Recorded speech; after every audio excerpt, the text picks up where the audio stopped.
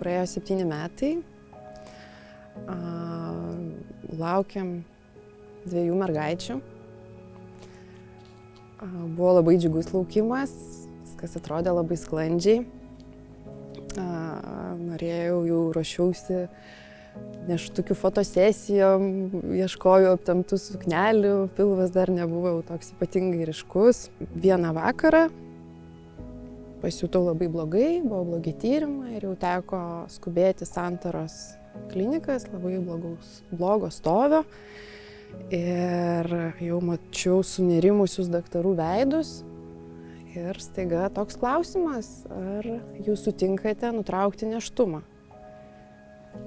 Tai ta frazė buvo man labai keista, man skambėjo, kad daryti abortą, nes, nepratus prie daktarų terminų. Tai kai mes jau žinom, kad motina gimdys neišnešiotą naujagimį, tai pagrindinis slaugytojas paruošia vietą, kur priimsime naujagimį. Tai savo skyriuje mes atitinkamai kokio svorio gims ir kiek gestacinių savaičių naujagimis paruošiam arba inkubatorių, arba šildomą stalelį. Suruošiam priemonės, patikrinam kvėpavimo aparatus. Tuomet keliaujam į gimdyklą, ten taip pat paruošiam šildomą stalelį, paklojam plėvelę naujagimiui, paruošiam gaivinimo priemonės ir jau laukiam naujagimio. Jam gimus stabilizuojam būklę ir transporteriu mes persikeliam atgal pas save į skyrių ir jau tie planiniai darbai, kuriuos ir rutiniškai kiekvienam naujagimiui neišnešiotam daro. Auksinė valanda yra pirma. Per 1 valandą mūsų veiksmai daug ką irgi nulėmė, kad tas vaikas, sakykime, išgyventų pradžioj. Paskui 3 paros yra tokios kritinės. Tarkim, nuo 22 iki 28 savaičių kategorija tų žuvusių gimdoje yra šiek tiek didesnė dalis negu tų, kurie yra didesni, reiškiasi virš 28 savaičių gimstančių negyvų. Buvo 27 savaitės. Tai jau kaip ir žinojau, kad mažoji lėčiau vystosi, nes buvo tik 600 gramų mūsų agotėlė, o Milda jau palyginus dičkę 940 gramų. Jai sekėsi geriau. Tai kai jau galėjau užeiti reanimaciją, labai greitai buvo atsukta į kitą dukrytę, kad turiu jau koncentruotis, kaip išgelbėti, pagelbėti ir sustiprinti savo Mildą. Kiekvienas atvejis yra skirtingas, individualus, skausmingas abiem pusėm ir niekada nebus taip, kad kažkas kažko specialiai nepadarė. Kai mes dirbam ir jau numatom jau tą blogą naujagimio baigtį, tai informuojam tėvus ir suteikiam tokią galimybę tas paskutinės akimirkas tėvam būti šalia vaikelio. Jau po mirties mes atsiklausim tėvų, nes vėlgi kiekviena situacija individualiai ir visi tėvai skirtingi, kad yra tokia galimybė palaikyti vaikelį ant rankų. Tai yra su juo taip atsisveikinti. Jeigu tik tėvai nori, visada, absoliučiai, ar 40 savaičių gimdo, ar 22, viską leidžiam, kaip tėvai nori. Jeigu būna šalia vyras ir mes juos paliekam ir vienus, ir pagėdėti, ir išsiverkti žmonės turi. Tiesiog, kaip sakyti, mes turim privesti šeimą prie pasisveikinimo ir atsisveikinimo su savo kūdikėlio prie to taško. Tuose atsisveikinimuose būna žymiai daugiau fizinio ar ne kontakto. Ir vėlgi galbūt drąsiems ir leisti žmonėms kalbėti apie tai, kaip jų vaikelis atrodė ir netildyti. Galbūt verta leisti kalbėti apie tai, ką jis buvo panašus, kalbėti apie jausmus, kurie kilo, kalbėti apie neapibrėžtumą ir vėlgi išbūti tais tokiais atvirais klausytojais šalia, bet jokių būdų nesmalsauti, neklausti, nelysti, neskubinti, tiesiog tyliai būti šalia.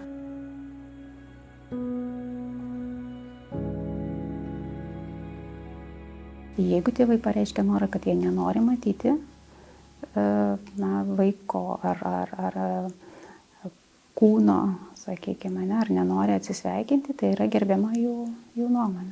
Atsisako kartais visai nemažai tėvų, Bet mes tada informuojam, kad bus lengviau taip paleisti, išgyventi tą skaudesnį netektį. Kad paskui nebūtų, kad aš turėjau vaiką, aš pagimdžiau, bet aš jo net rankose neturėjau.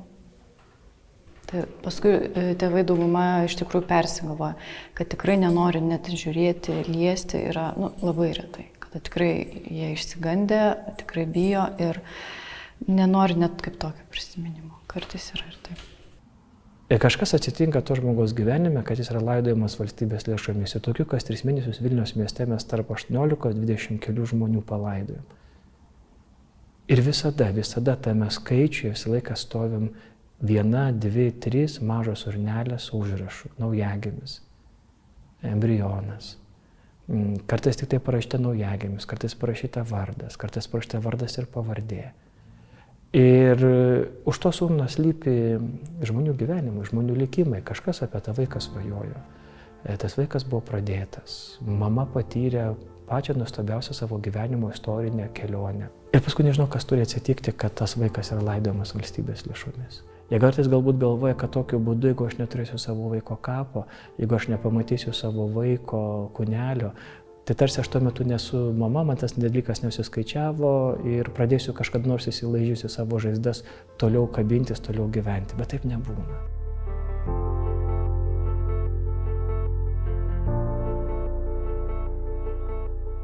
Jaučiausi kažkokia, ne tokia kaip visi, kad labai vieniša, ir labai kalta. Kad aš, visi pagimdo sveikus kūdikius, daktarai neturi jais rūpintis, tokia, kad pasaulis toliau sukasi, o man jisai sustoja. Tai dėl to tos bendrystės, to dalinimosi, manau, tikrai reikia. Ir dėl to aš šneku. Neišvengiama, kad mūsų santykis su savimi netektyje beprotiškai keičiasi ir net tas pokyčio taškas gali būti labai įvairus. Nuo kaltės, kuri yra dažniausiai, kad aš kažką padariau ne taip, aš bendrai per gyvenimą dariau kažką ne taip, tai yra bausmė man už ankstesnius pasirinkimus, už ankstesnius sprendimus gyvenime, už ankstesnį elgesį. Lygiai taip pat netektis, priklausomai nuo to, kokiam aplinkybėm jinai vyksta, gali atnešti gilesnės prasmės apie tai, kad tokia mano misija žemėje, kad mano tikslas buvo priimti, palydėti geriausiai įmanomų būdų šitą vaikelį, kurio gyvenimas buvo per trumpas. Kas man buvo jautriausia, tai va ten, kur kaip ir pastiprino mano kaltę. Tai mano ginekologė pasakė, aš suprantu, kad jinai čia taip pati sutriko ir pati reagavo, kad ėjot prieš gamtą su dirbtiniu apvaisinimu. Ir jau taip nutiko.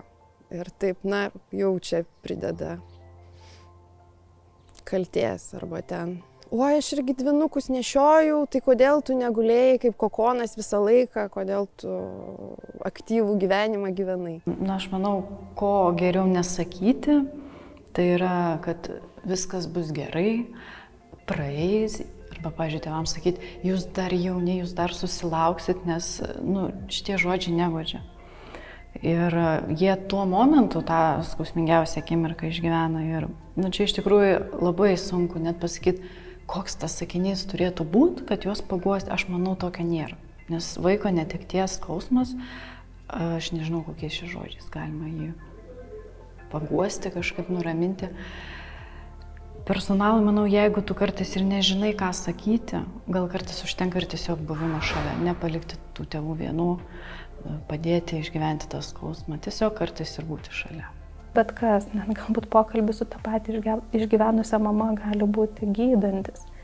Labai svarbu rasti jėgų neužsidaryti, bent su vyru pasidalinti, bent su mama ar seserim pasidalinti.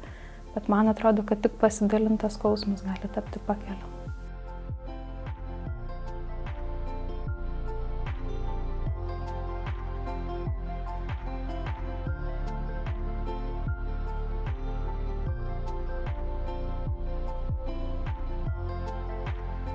Tada tai ištiko pirmą kartą.